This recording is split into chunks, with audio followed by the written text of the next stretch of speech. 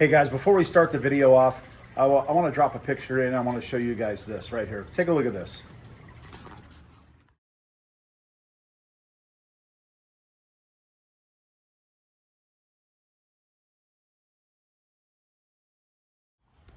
What in the hell were you guys thinking? Two guys in the dunes in the summer by themselves in a truck. Dude, never go into the dunes by yourself.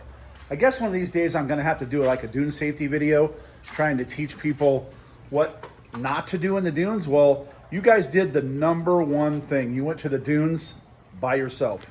In the middle of the summer when it's 137,000 degrees out there. You guys could have easily been killed, dude. Like, oh, please don't do this stuff by yourself, guys. Take friends with you. What's up, guys? Welcome back. It is another scorching hot day out here in my shop in Arizona. 99.5 in the shop. We've got this little red RFR car in here today with a Honda V6 that will not run. So we're going to start troubleshooting the basics to find out why it's not running. The guy said he bought the car this way. They can't figure out why it's got no fuel.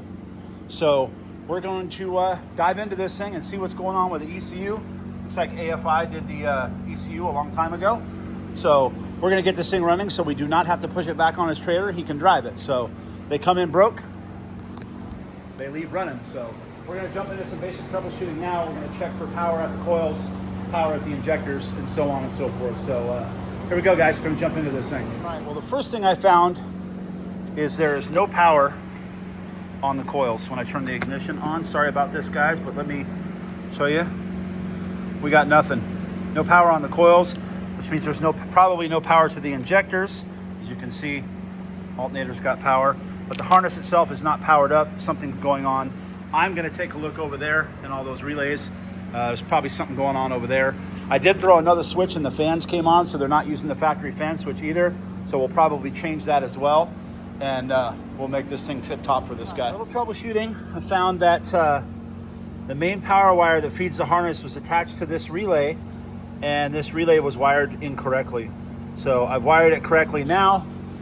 Turn the ignition switch on. We're gonna walk over here and see if we've got power at the coils now, which we probably should. But let's see, there. Plugged in, got 11.6 at the coils, so we now have power to the coils. Now I'm going to check the injectors, but they should be hot as well. But I'm gonna go ahead and just pull this one that's easiest right here and probe it for power. All right, probing the injector, 11.6, so definitely got power on the injectors as well.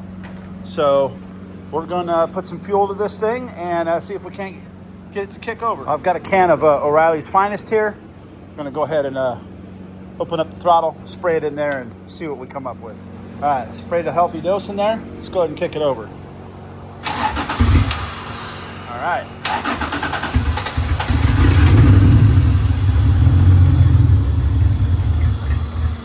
All right, that's what I like to hear.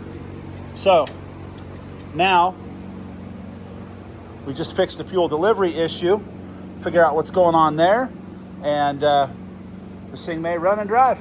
Okay, got a fuel pump hooked up, it's providing fuel. Go ahead and fire this thing and see what happens. Let's set you guys up over here.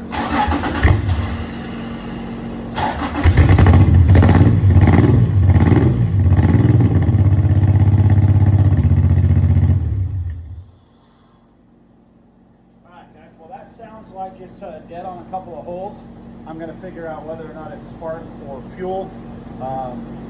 This motor's been sitting a while. It could be a stuck injector. I do have some spares I can throw in. Sorry about the noise, guys. I got the big swamp cooler running. Matter of fact, I'll just go ahead and turn it down a little bit.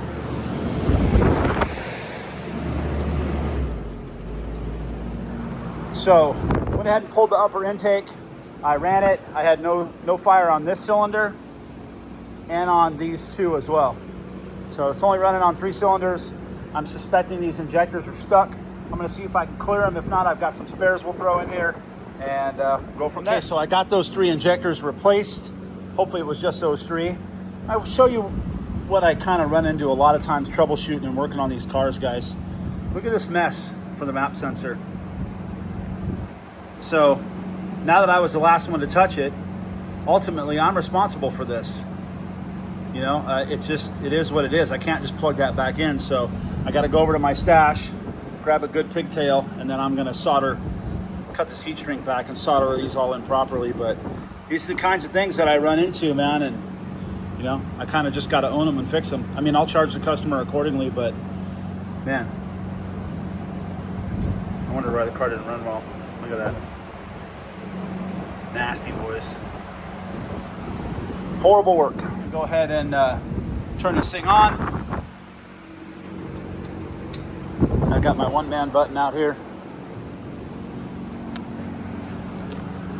See how she sounds. Oh, much better. Sounds like she's running on all 6. There we go. Got 3 bad injectors. And it reeks. The fuel that's in it's really, really old, so it needs to get that replaced. But I'm going to go ahead and shut it off because there's no water in it. Well, now that we got this thing fixed, I'm going to go ahead and make sure the fans work and they turn on with the fan switch. There's some relays down here. I'm not sure what they're for, but I'm going to start troubleshooting in that area, try to figure that out and get this thing working the way it should. It should work off of the factory fan switch, which is right over here in the thermostat housing. Right here. It is plugged in. A little dirty. I'll clean it up. But I'm going to put a jumper wire in there so I can just, mimic it being on and then see if I can't get these fans to kick on with the relays. All right, so dipping into this a little bit further, wiring mess. Looks like there's 3 fans on this radiator. This is a Jeep Grand Cherokee radiator. It's what we use for all the Honda V6 swaps. And they've got all 3 of these fans tied to one power wire, 1 relay. That's too much. 2 of these fans you can get away with on 1 relay, but you've got to have 2 relays for this deal. So I'm going to dig into here and see what these ones do and see if I can't get this thing fixed up. All right, somebody has messed with this stuff so much in here. I'm just going to go ahead and gut all this out of here. I'm over here on the bench. I'm going to make up one of my relay packs that I use for Honda V6 stuff. And yeah, we're going to get that put in here and I'll clean all of this up and make everything work the way it's supposed to. Okay, so we're working on this thing again today. I've got one of my relay packs all dialed in down there. These relays are fused. So I'm wiring up the fan switch, the factory fan switch, which is right here. Plugs into the thermostat housing. That way the fans will come on. The wiring in this car was just trash, as you guys can tell. I'm trying to decipher what's what in here, and I'm going to clean all of this up. So we're back at it today. I'm going to try to get this thing finished up, get it back out in the dunes. So fan switch is done. I went to go wire the fuel pump relay, and I noticed in the A plug here, it should be the 4th one over, it's missing the pin. So they never even used the ECU to control the fuel pump. They probably just put it on a switch. I know I may have said this in a previous video, guys, but it is very important when you're doing a standalone system or any management system or anything like that in a sand car, in a race car, in anything, especially sand cars because you're strapped in hard, always let the ECU control the fuel pump, because if the engine stalls, the fuel pump will automatically turn off. So if you crash this car and put it on its lid and you get knocked out and it catches on fire and you can't shut the ignition switch off or the fuel pump switch, the engine will stall. And then once it stalls, the fuel pump shuts off because the ECU controls it. If you've got it on a switch, it's just going to continue pouring fuel out of the car and fuel a fire if there's a fire. So always, always, always let the ECU control the fuel pump in these cars. Always. I've seen way too many cars burn to the ground and people get hurt for that exact reason. The fuel pump stayed on and kept pouring fuel out of the pump. I know it'll probably leak fuel if you flip it over a little bit out of the gas cap or what have you, but it's way more than 50 PSI shooting out. So again, guys, always let the ECU control the fuel pump. So I'm gonna grab one of the plugs out of my stock. I get a lot of questions, guys asking me where to get these, because a lot of times some of these other companies that did these ECUs, they would just solder wires in here and then hot glue the ECU, which is janky. You have to get this out of the car or a Honda Odyssey. This is part of the chassis harness, the A plug. So I always cut them out at the junkyard when I go and get these. And that's the difference between me and a lot of other people. I'm actually out in the junkyard cutting this stuff out, not looking to try to order it online and have it shipped to me. So my harnesses, I remove them from cars. My ECUs, I get them myself. I don't order them online. I go out there and actually do the work and get them. I make sure they're clean before I take them. No cut plugs or smash plugs. But yeah, this ECU plug, the A plug, you have to cut out of the chassis. Okay, so I added the wire. So fourth one over, second row down. That's for the fuel pump activation. It'll activate the relay. So I'm gonna go ahead and test it real quick, and then we'll get it pinned into our fuel pump relay there. So how I'll test this output is I have the negative of my test light connected to the wire, and I have the hot side. I'm gonna put it right there in the fuse box, and then I'll flip the ignition switch on. See the test light up, and that's the fuel pump prime. So ignition on, fuel pump priming, fuel pump off, and then when you go to start it, it comes back on. So that way it'll do what it needs to do. Also, guys, the reason we do it that way is we try to make it, it's a Honda, right? So you want to make it as OEM as possible, because Hondas run forever, 300, 400, 500,000 million miles. So if we use the factory ECU to control everything, it should literally run forever. So that's the whole point and purpose behind trying to use as much of the factory outputs on the ECU as we possibly can. So wrapped up my relay pack, it's in there. Without rewiring this entire car, it's gonna be rough to make this look really clean and run everything through the tubes. That's not what it was here for. It's here for me to get it running. So throw this stuff on my nasty bench. I got the key on right now, and I should be able to turn the fans on, by jumping that plug right there. So I'm gonna jump that plug, the fans got it on one side, I'm gonna stick the wire in the other.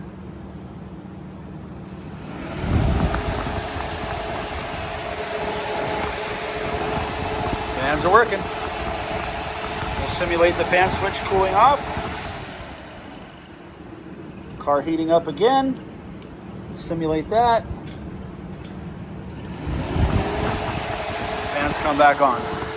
So this thing's all fixed up. I got to throw a few more tire wraps here and there. But in the meantime, he is on his way over to pick it up. Just about wrapped up. I'm going to clean it up, blow it out, vacuum it out, and another one back in the dunes, boys. All right, got the radiator filled up. And he said there was no water in it, but it sure didn't fill up like there was no water in it. But we're going to go ahead and fire this thing up. Battery was a little low. We're charging, got oil pressure, got the tach working, and I also fixed his lights.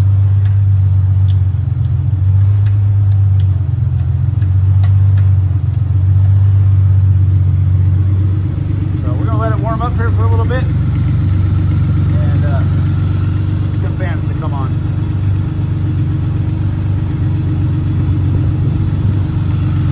Has some old fuel in it because it stinks. Whew.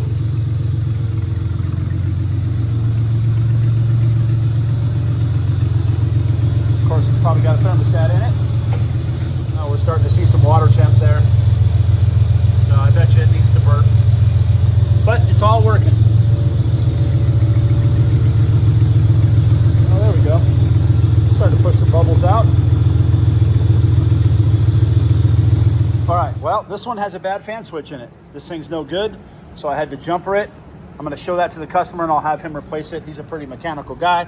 He can handle that. I'd put one in, but I don't have any J-Series fan switches handy, and he's actually on his way to come get this car. So he can do that, not a big deal. In the meantime, the fans do work. I got a couple tie wraps to throw on, and I'm gonna mount this fuel pump here for him and put a connector on that. And then we will be good to go, boys. Another J-Series, all finished up. Well, I didn't film it, but it just drove through here on its own power. They show up here dead, and they leave running. All right, so he's got an X, not toy hauler, but a camp trailer that's been cut down and decked. So he's got his little ramp set up. There she goes, boys.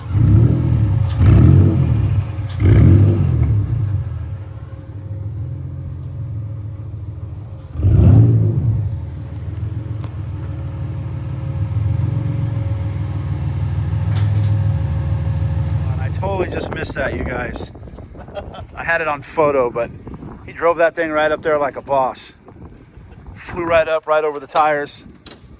So, another one done, guys. So, don't forget all the things I said in this video. Make sure you don't go in the dunes by yourself. Make sure your ECU controls the fuel pump. That's the big one.